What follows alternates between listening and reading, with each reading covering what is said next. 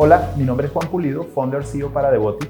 El día de hoy nos acompaña un invitado muy especial, Alejandro Martínez, desarrollador senior de RPA. Alejandro, hoy vamos a hablar de algunas preguntas e inquietudes que han tenido nuestros clientes con respecto a temas técnicos en el desarrollo de RPA. Bueno, Juan, el RPA básicamente lo que hace es el Robotic Process Automation. Eso lo que funciona son como cuando tenemos robots desatendidos. Lo que nos ayuda es que los robots trabajen por ellos solos, haciendo interacciones directamente con páginas, con formularios, con todo eso, sin ayuda de ninguna persona. Entonces ellos actúan simplemente en su entorno, puede ser una máquina virtual, puede ser una máquina que tengamos física. Entonces esto sería el RPA, donde trabajan los robots solos haciendo sus trabajos. Una de las preguntas más frecuentes que nos hacen es ¿cuál es la diferencia entre RPA y RDA? El RDA lo que hace es el Robotic Desktop Automation. Ese es como un asistente, funciona como si fuera un asistente de una persona donde necesita, por ejemplo, que mientras yo voy trabajando necesito un asistente que se active y me dé unas tareas, donde tenemos una interacción directa con el robot. Entonces necesitamos, por ejemplo, para desplegarlo, para que se active el robot, necesitamos que la persona active ese robot. O que, digamos, está solicitando una información adicional, un CAPTCHA, ingresar adicionales, digamos, información sobre tokens o cosas de esas. Se puede manejar de esa manera, con un asistente que está directamente interactuando con las páginas. Alejandro, además de las herramientas de automatización conocidas, ¿qué otros elementos de desarrollo se pueden incluir en los proyectos de automatización? Ejemplo, JavaScript, Python. Sí, claro que se puede integrar con varios lenguajes de programación. De hecho, tú puedes, digamos, crear un script en Python o puedes utilizar un script en JavaScript. Esto lo puedes hacer, digamos, llamando ese script ya hecho en un archivo, un script, lo ejecutas, o puedes embeberlo directamente dentro de la herramienta. Entonces tú creas el código dentro de la herramienta o ejecutas el script y te funciona. Entonces puedes utilizar funciones, puedes utilizar, digamos, si quieres interactuar con una página que, digamos, un clic está muy complicado, puedes enviar un JavaScript para que haga el clic sobre esos elementos. Entonces puedes hacer integración con varios elementos. Aparte de la integración que puedes tener con otros elementos como Azure, AWS y microservicios que quieras consumir, también se puede hacer. Otra pregunta muy frecuente es si la automatización es invasiva con respecto al hardware y software de los clientes. Pues Juan, realmente depende de cómo es la automatización. Usualmente no es invasivo porque tú puedes interactuar directamente con las páginas web. Entonces tú consumes el frontend de las páginas, por ejemplo, o necesitas Excel, entonces interactúas directamente con Excel sin tener que instalar nada raro.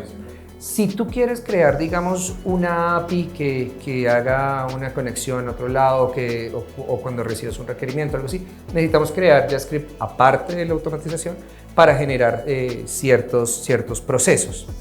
Pero en el global podemos decir que o puedes trabajar con el front sin tener ninguna afectación al sistema, o puedes trabajar por el back, que podrías trabajar con las APIs de los sistemas y simplemente consumirlas, pero realmente no necesitas instalar mayor herramienta directamente en las máquinas. Adicional, siempre nos preguntan qué tipo de documentación se necesita para poder empezar a levantar un proceso de automatización.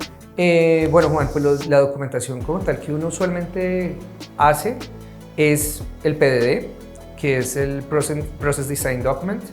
Ese Process Design Document lo que nos ayuda es para mirar cómo es el proceso, el global, de cómo está funcionando en el momento, el cómo es el proceso.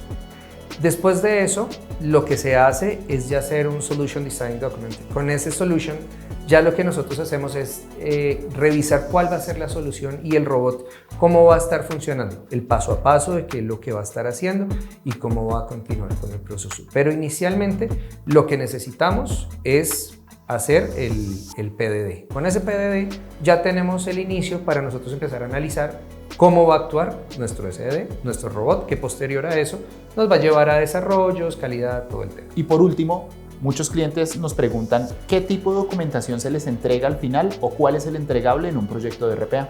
Bueno, ¿qué documentación entregables? Usualmente durante el proceso se hacen varios documentos, se hace el PDD, se hace el SDD, se empieza el desarrollo, se hace un unit testing, que es el documento donde revisamos que todo esté corriendo exactamente como debe correr.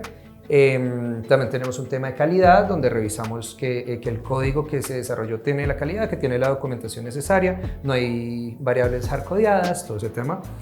También tenemos un tema de seguridad, un documento de seguridad, donde revisamos que todos los sistemas de seguridad estén correctos, que no tengamos puertos abiertos, todo ese tema. Y por último, se genera lo que ya sería el manual de usuario, que ese sí sería un entregable al usuario, donde dice básicamente todo el manual de qué es lo que está haciendo el robot, cómo son las funciones del robot. Y posterior a eso, también se les entrega un Troubleshooting Guide, que es una guía de troubleshooting que en dado caso de algún error, que puede ser que se desconecte de la máquina o que no tengamos en algún momento, o que tengamos en algún momento alguna falla, ahí se puede revisar qué falla vamos a tener y cómo repararla, que el usuario mismo pueda tenerlo. Y se entrega lo que sería un archivo con el desarrollo.